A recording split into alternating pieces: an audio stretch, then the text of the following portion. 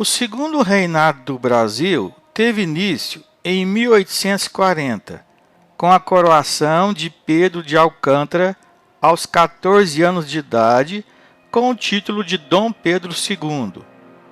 Os políticos liberais, que disputavam espaço político com os políticos conservadores, propuseram e conseguiram a coroação antecipada do imperador no episódio conhecido como Golpe da Maioridade. Dom Pedro II era visto como o salvador da nação da desordem, gerada pelas revoltas provinciais e pelo separatismo. No início do segundo reinado, as disputas políticas entre o Partido Conservador e o Partido Liberal ficaram evidentes, principalmente no que dizia respeito ao centralismo do poder imperial, defendido pelos conservadores, e ao federalismo, autonomia das províncias brasileiras, defendido pelos liberais. Além do que, nas eleições para a Câmara dos Deputados, em 1840, bandos de capangas, contratados pelos políticos liberais, invadiram os locais de votação e distribuíram cacetadas e ameaçaram os adversários, onde também houve fraudes eleitorais. Os liberais venceram na base da violência e da fraude. Os políticos conservadores reagiram e exigiram que Dom Pedro II anulasse o resultado das eleições, e assim foi feito. O imperador dissolveu a Câmara e convocou novas eleições. 2 anos depois, em 1842, os políticos liberais em São Paulo e Minas Gerais se revoltaram contra a anulação das eleições, o que levou a disputas armadas entre os liberais e as tropas do governo. Na província de São Paulo, os liberais proclamaram Rafael Tobias de Aguiar presidente interino da província, e na província de Minas Gerais, os liberais proclamaram José Feliciano Pinto Coelho presidente interino da província, passando por cima das nomeações centralizadas do governo imperial. Tanto em São Paulo quanto em Minas, os liberais foram derrotados pelas tropas do governo central e os líderes foram presos.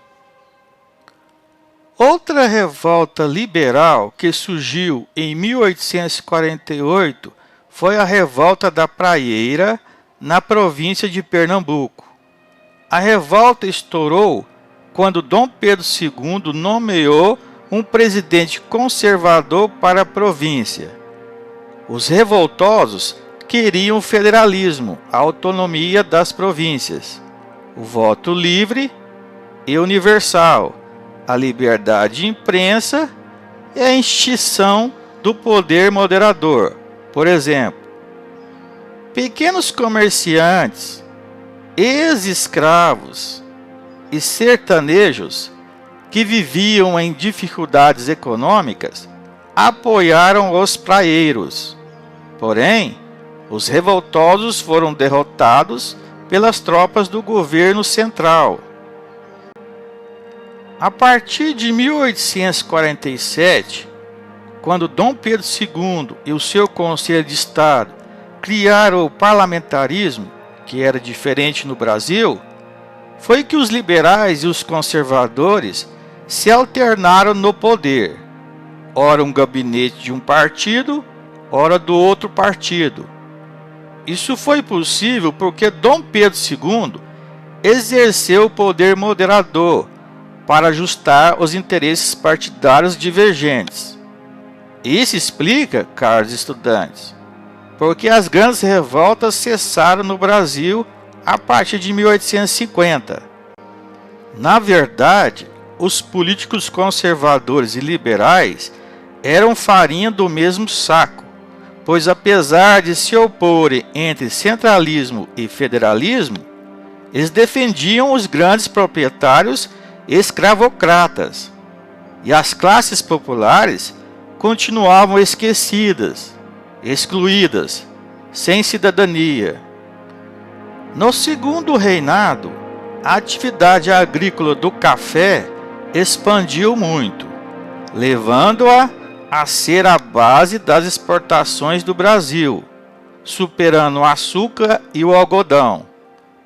Entre 1830 a 1870, a produção do café concentrou no Vale do Paraíba e na zona da Mata Mineira, alicerçada no trabalho escravo, que fez surgir os fazendeiros barões do café.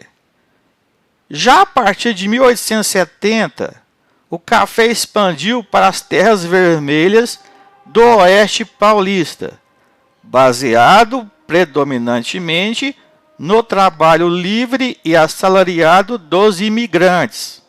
Isso porque o governo brasileiro, em 1850, devido às pressões dos ingleses, aprovou a Lei Eusébio de Queiroz, que proibia o tráfico atlântico de pessoas escravizadas para o Brasil. No oeste paulista surgiu uma burguesia cafeeira com mentalidade empresarial. Assim, a expansão do café no século XIX levou a uma nova devastação do bioma da Mata Atlântica.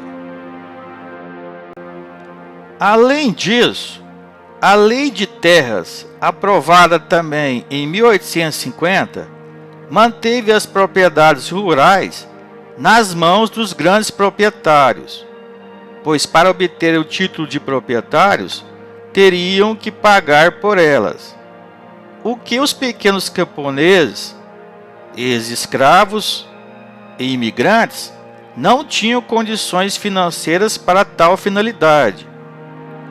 A partir da segunda metade do século XIX, durante o segundo reinado, a indústria cresceu, mas logo perdeu força.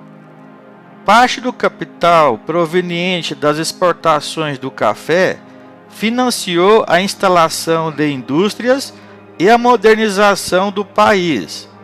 E além disso, o empresário Visconde de Mauá fundou fábricas no setor de transporte, como as estradas de ferro, e no de comunicação, como o telégrafo, em melhoramentos urbanos, como a iluminação a gás do Rio de Janeiro, e também de máquinas e ferramentas, por exemplo, e fez a indústria brasileira começar a se desenvolver, principalmente porque o governo imperial havia aprovado, em 1844, a Lei da Tarifa Alves Branco, que aumentava os impostos sobre mercadorias estrangeiras que entrassem no Brasil, o que favoreceu as mercadorias nacionais.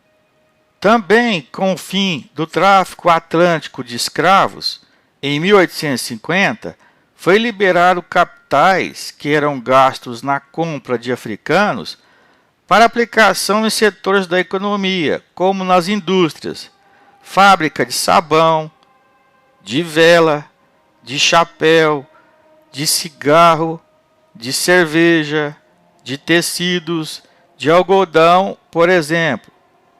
Porém, em 1860, o Parlamento brasileiro revogou, anulou a Lei da Tarifa Alves Branco, e isso fez a indústria nacional perder força por causa da concorrência dos produtos ingleses que chegavam ao Brasil livre de altos impostos.